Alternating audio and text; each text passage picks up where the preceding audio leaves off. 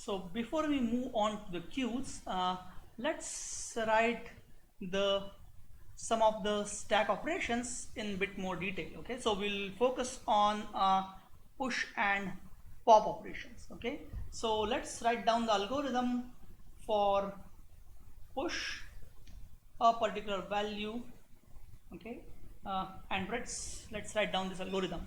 So what a push is supposed to do. Okay, so first we have to check if our stack is full. So first thing we should do is ask question is full. Okay, so we are going to have this call. Okay, and then based on this we are going to take some action. So let's put this as a condition inside our conditional. Okay, so we are going to ask question is full, and if this condition is true, what we should do, we should return error. Okay, and now your error could be bit more coded and you can tell exactly what kind of error it is, but for the sake of simplicity we'll simply say that return error. Okay, and it can be coded in programming language in multiple ways.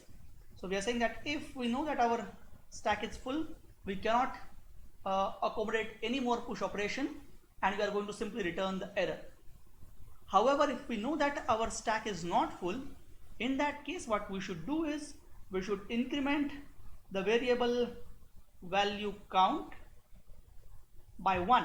Okay, so we will just write similar to the C++ syntax, value count plus plus. That will be just convenient for us.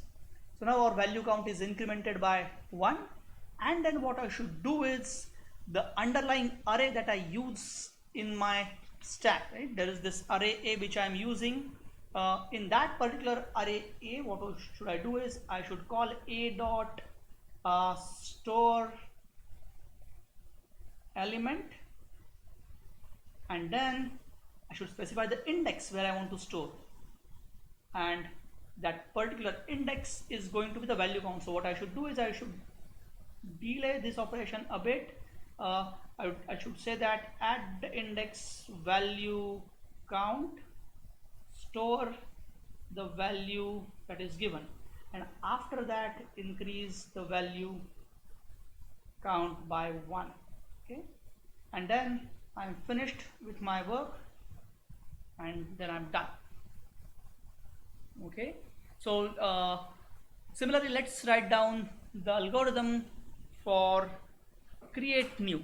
Okay, so how the create new operation would look like. So if I'm saying that create new and I'm specifying the capacity, what I should really do inside is that come one tab inside, and I'm going to have array A. For that I'm going to say A dot create new, and I'm going to specify the capacity for my array, which is the capacity that I just received, and then I'm going to set my value count to 0, indicating that currently my stack is empty.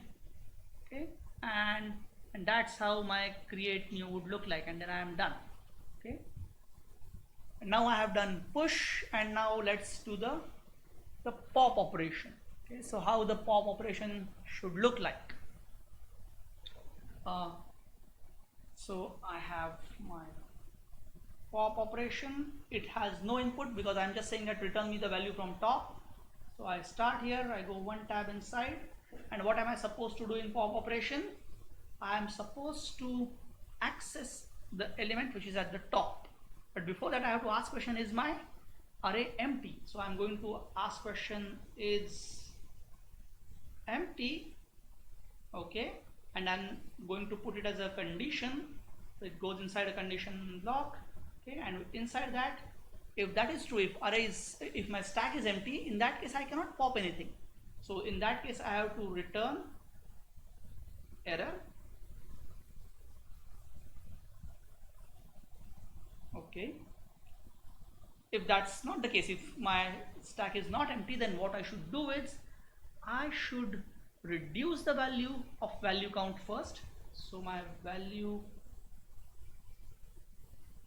count is reduced by 1. So minus minus, we are again borrowing from C++ syntax, and then what I should do is I should access a particular element, right? So I would say that my answer is equal to a dot access element, and I have to specify the index, right? The index is going to be this value count, okay?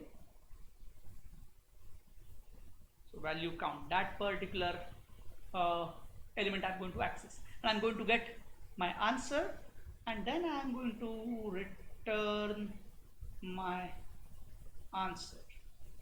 Okay?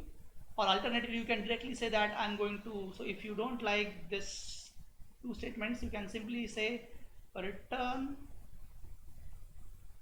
and then you can write this whole call here. Okay, so a dot access element at index value c, so whatever is the result of this operation, return directly that. In that case, you won't require answer and return answer separately. Okay, so that would be the other way of implementing, and that's how my pop operation should look like. Okay, and then my operations is full, is empty, they are straightforward. I'm just going to go and check the values of variables. So if I write my operation is empty, what is going to happen?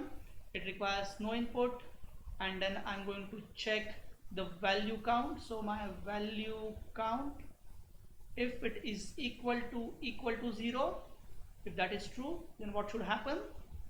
Then I should return true. It is actually empty, right? So I'll say return true, and if that is not the case, remember the else block that we talked about? Yes, and then we should write in else block return false, and that's how my function should be. Okay, then I have to come one tab to the left. Okay, is empty, and similarly you can write is full. For is full, the only difference would be that instead of checking if value count is equal to 0, you would check if it is equal to the capacity of the array. Okay, so array dot capacity or array dot length. Okay, so this is the detail about implementation, this is a detail about how each operation should look like and the specification of those algorithms.